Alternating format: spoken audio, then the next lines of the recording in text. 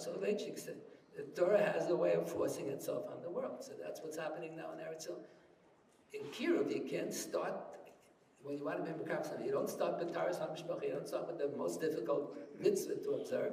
You start from mezuzah, you start from easy things. In education, you always go menakal ala kodeh. In this war that's still going on, there were people who are absolute atheists who went into the war, and then they saw nisim in front of their eyes that convinced them that there is a God in the world. And they saw, and they tell some of these stories unbelievable. They tell the story I think there were 3 Jewish women who were captive, 3 hostages together. So one of the Arabs, one of the Hamas, had a conversation with them. He asked them, God gave the Jewish people the 10 Commandments. Do you know what they are?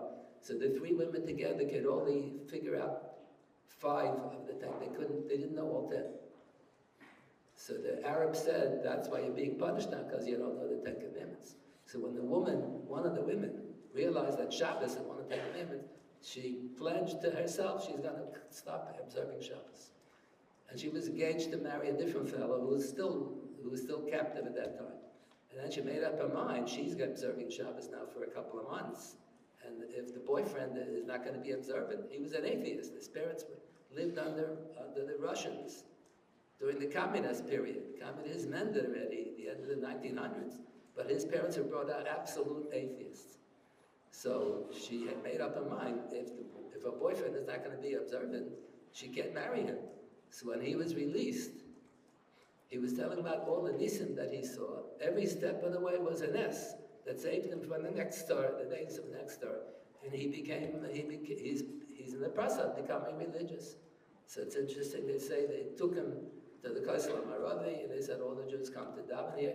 And he asked the rabbi who took him, what do you have a right to do? What can you daven about? Whatever you want to daven about. So the first thing that he davened, what language? Whatever language he wanted. First thing he davened, God should forgive his father, that he was such an atheist. He was killed on October 7th. He didn't have a chance to become a Chayzer B'tshuva. He thanks the Rebbe Shalom that he saw Nisim, he showed him Nisim in captivity. He became a mammon in captivity. Many, many stories like that. That's the way it's going. The Rebbe Shalom is going to see to it. Whether we like it or not, whether we want to or not, they're going to see to it. They're all going to be, they're not interested. Those people are going to move to Chutz La'aretz. And all of us who are interested in the religion, we're going to be moving to Eretz Yisrael. Sooner or later. Should be sooner.